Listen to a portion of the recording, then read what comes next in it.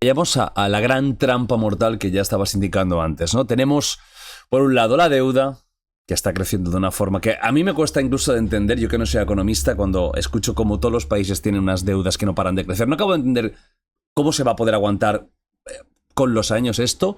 Hablamos de la inflación y de los tipos. Es una trampa mortal, total y absoluta. Inflación. Antes ya has hecho un poco de avance, pero vamos a ello.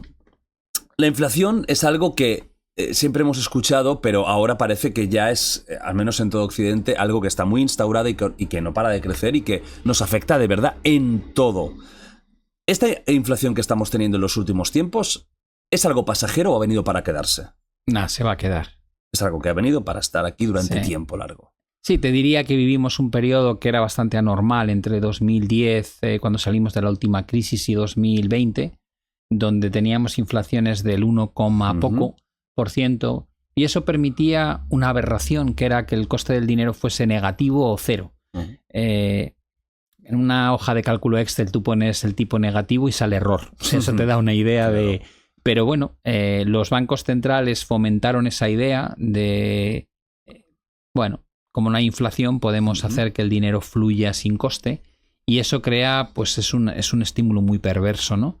Y en 2020 cometimos el gravísimo error de luchar contra un shock de oferta con políticas de demanda. Y esto, para que se entienda, el mundo se paralizó a nivel económico, nadie podía ir a las fábricas ni a los trabajos, pero nos mantenían mandándonos cheques, en Estados Unidos cheques a los buzones, en Europa se aplicaban programas tipo ERTE, de no vengas a trabajar, pero yo te pago un porcentaje alto de tu nómina. La empresa decía, voy a quebrar, decía, no te preocupes, a ti te subvenciono para que no quiebres. Esa fue la gran ayuda social, ¿no? que hubo. Y fue perfecta durante el momento más duro de la pandemia, pero luego se mantuvo en Estados Unidos durante 2 años.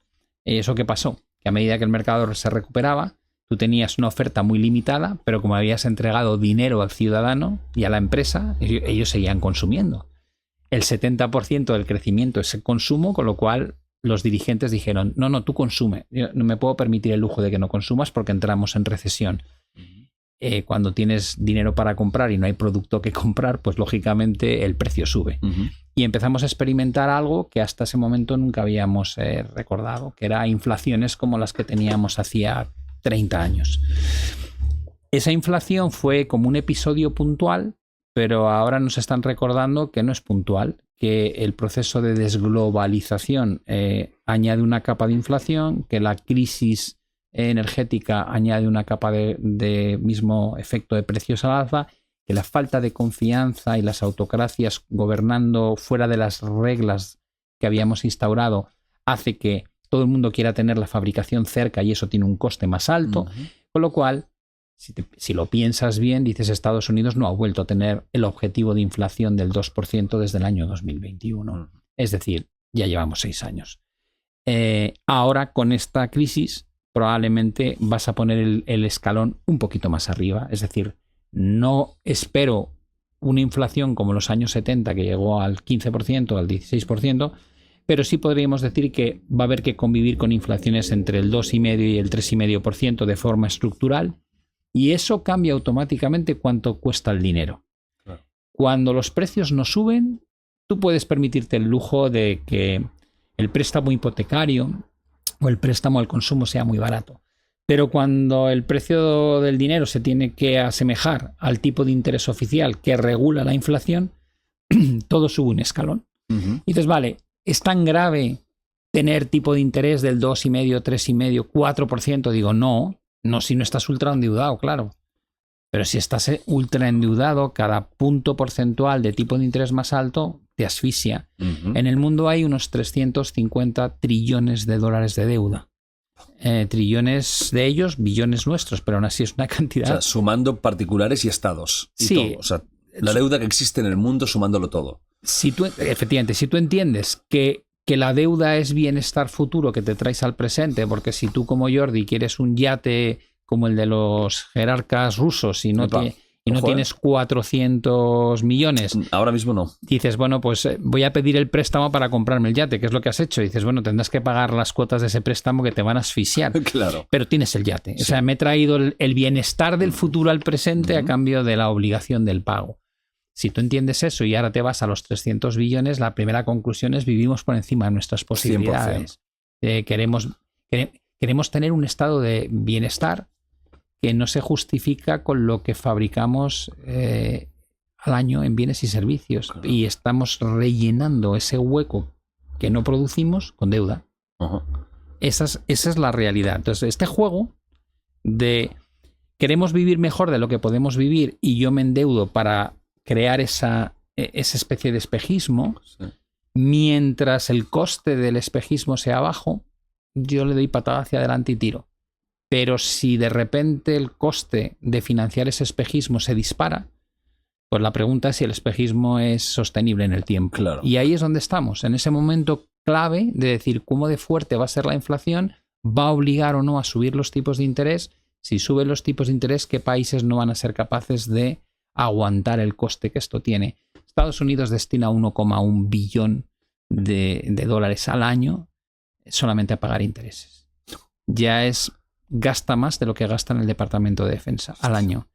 Y si va a más, pues evidentemente quedan menos recursos en manos del Estado para hacer políticas sociales, para investigación y desarrollo, infraestructuras y otra serie de cosas. Pero es que claro, esto es muy perverso, ¿no? Porque si la deuda que tienen los estados es tan gigante y nunca para de crecer, porque sí, pagan intereses, pero sigue creciendo y sigue creciendo y sigue creciendo, ¿esto cómo se puede aguantar en el tiempo? Es decir, a mí, sin saber mucho del tema, me da la sensación de que va a llegar algún día un punto de break, de ruptura brutal, que es que económicamente el mundo se rompe. O sea, ¿esto cómo se está aguantando y cómo se pueda sostener en el tiempo? Porque entiendo que la deuda ya se entiende que nunca se va a cubrir.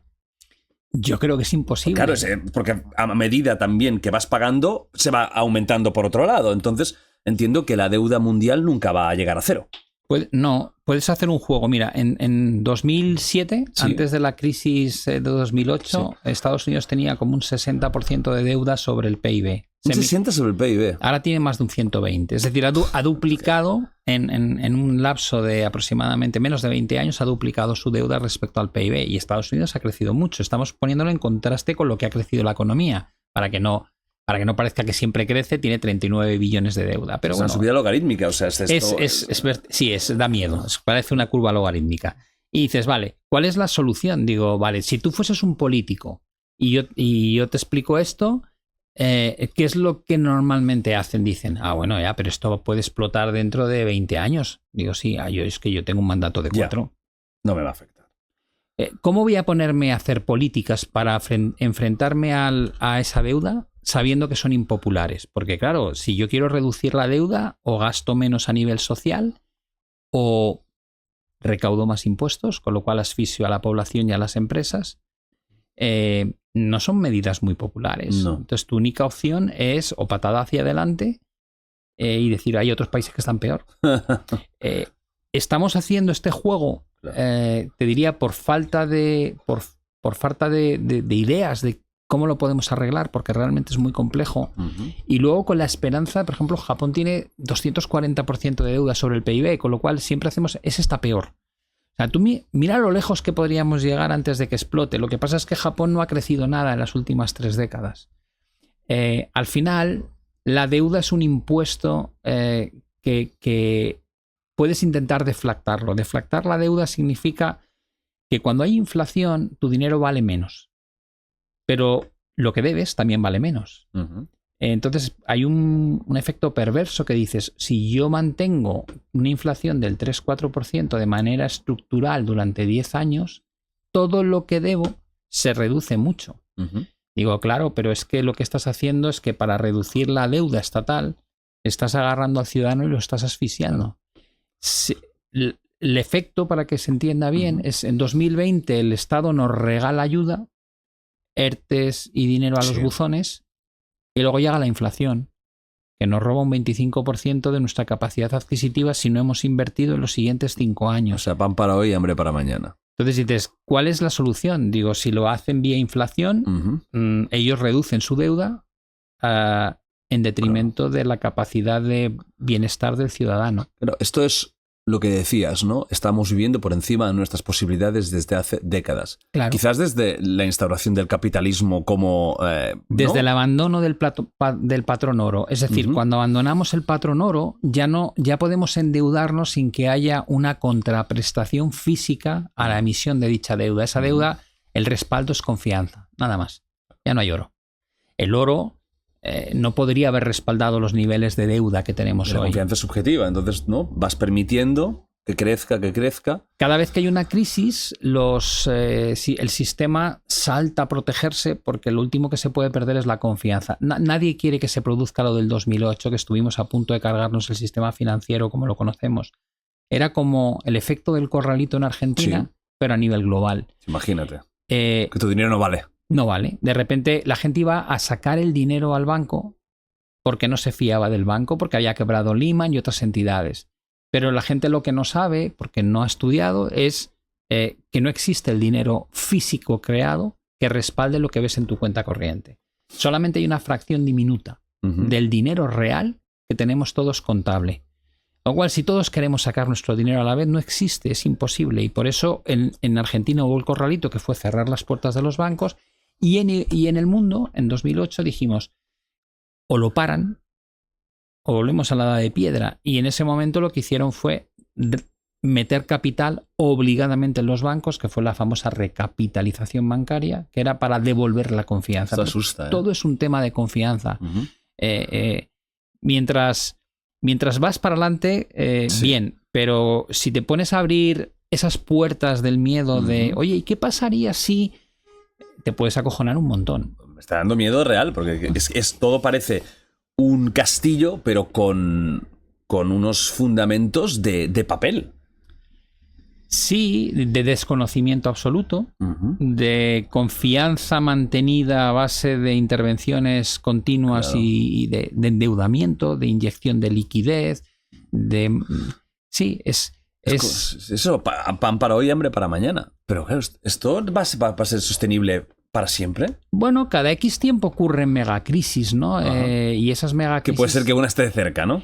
Bueno, lo que hablábamos, estamos empezando a jugar con una serie de patrones que históricamente todos juntos no han servido un plato final muy bonito. No.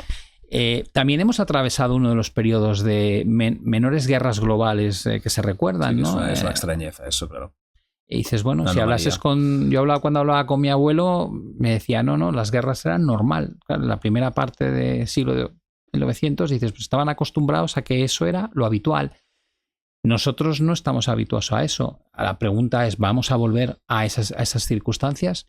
Porque tampoco estamos muy preparados si de verdad ocurre. Mira las encuestas en Europa, ¿no? De cuántos jóvenes, o sea, como si fuese una opción, ¿no? No, es que han votado que no querrían enviar a los chavales a la guerra. Y dices, pero claro, ya sí, no el día que pase no nos van a pedir opinión. Creo que a los ucranianos no les han preguntado, ¿no? No, cuando te pasa y ya está.